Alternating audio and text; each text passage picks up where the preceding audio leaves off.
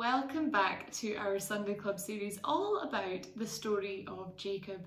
We're halfway through our series and there's only one video left after today. I wonder what you are learning from the story of Jacob. Something that stands out to me is that despite all the crazy situations that people make, God is still able to keep his promises. Today, we're going to discover how God keeps the promises that he made to Jacob in the last video. Do you remember in our last video that Jacob was on a journey, and when he stopped for the night, he had a special encounter with God? God spoke to Jacob in a dream, and in the dream, Jacob saw a ladder that reached all the way into heaven. God had a special message for Jacob. God was keeping his promises to Abraham, and now they were being passed on to Jacob as one of Abraham's descendants. Jacob received these promises even though he had done nothing good to deserve them. Can you remember the special word for that? It's called grace. It means to get a good thing even when you have done nothing to deserve it. That's what our last video was all about. God is gracious. He is full of grace and he gives it to us. So what is going to happen with Jacob now? Today we will find out what happens when he finishes his big journey. For our big idea today, I thought I could show you a magic trick. I've just got a couple of coins here. Sounds like normal, but yeah, basically, can you see that I've just got this magic coin? And I thought, do you know what? I might be able to make it disappear. It's gone. Well, I'll need to use this next one for the next trick. Now, I think this one, I can make it disappear. I can put it through my elbow and it'll go. Well, for this magic trick, you need to just rub it on your elbow kind of slowly. Oh, dropped it there. And then slowly it'll just disappear. Well, I wonder how you feel about those tricks. This was one of those fun little ones, wasn't it? But we've seen in the story of Jacob that some tricks can be really bad. Sometimes people use tricks not for fun, but to get their own way. In today's true story from the Bible, can you find out who tricked Jacob? How did he trick Jacob? And how did this affect God's promises? Let's find out. Our big Bible story for today comes from Genesis chapter 29 and 30. After the dream, Jacob finished the rest of his journey and came near to the place where his uncle Laban lived.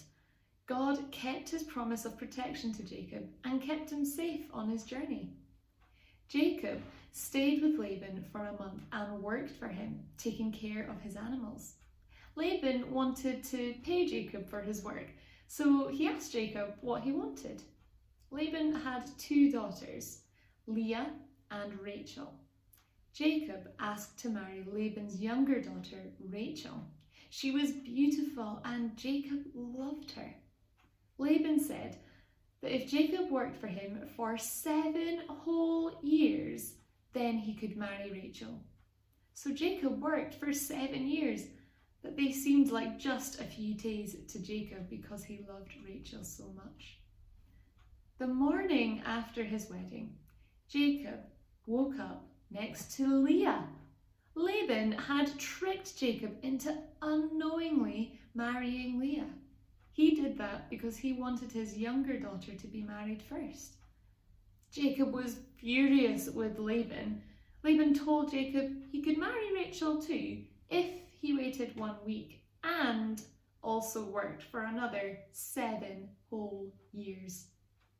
And so Jacob did.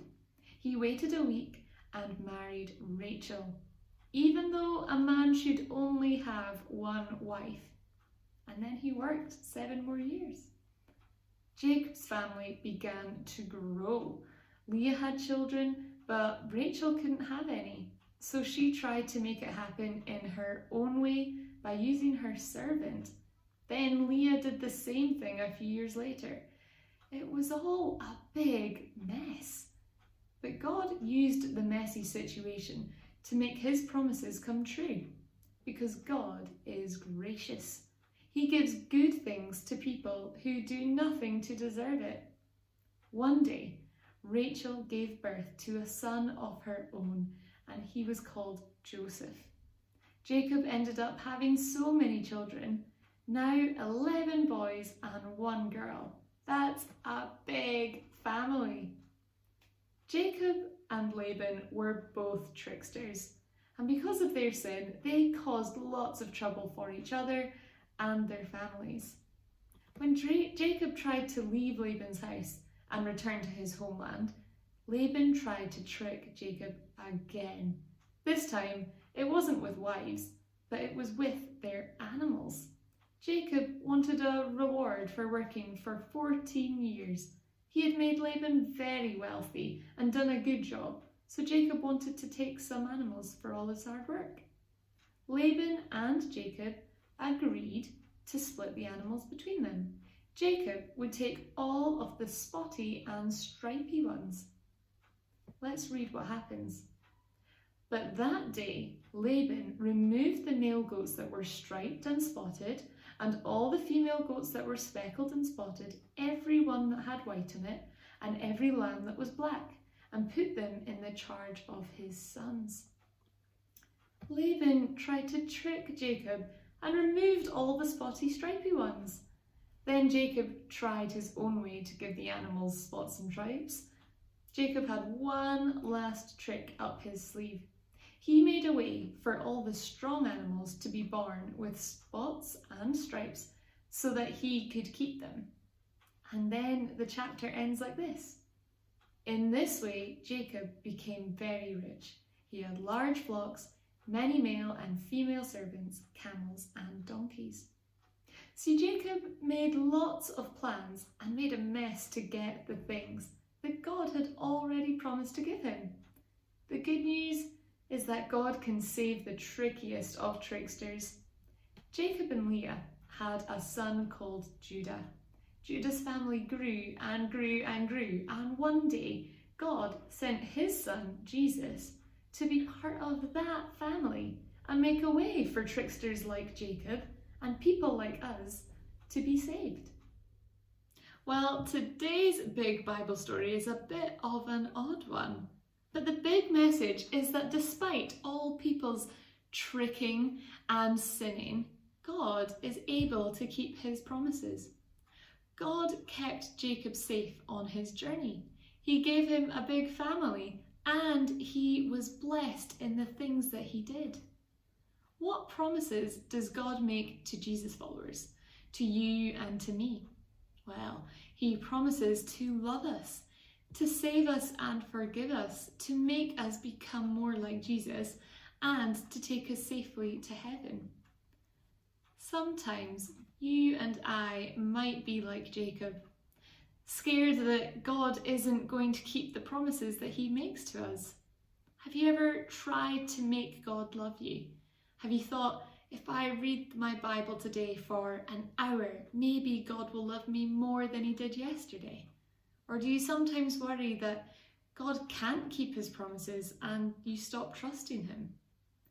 We can't make God love us more or less.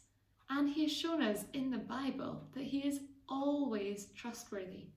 God always keeps his promises, and that is such good news.